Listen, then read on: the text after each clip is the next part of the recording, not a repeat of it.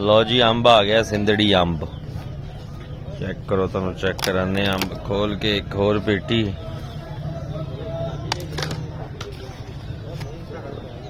हाय हाय हाय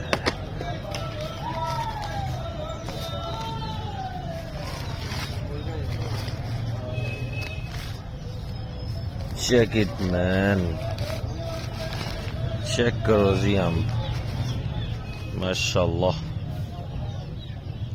full पीला Amb full colour दे विच दानियाल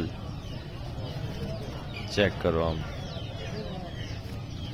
ये तकरीबन 12 किलो वजन है कहता ठीक है ते यह ना जड़ा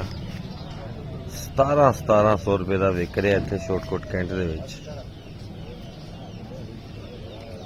आवाज ला रहे हैं 1700 रुपया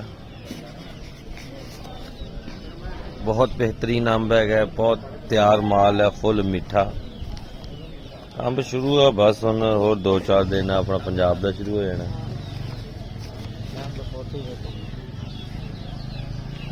चेक कर फोटो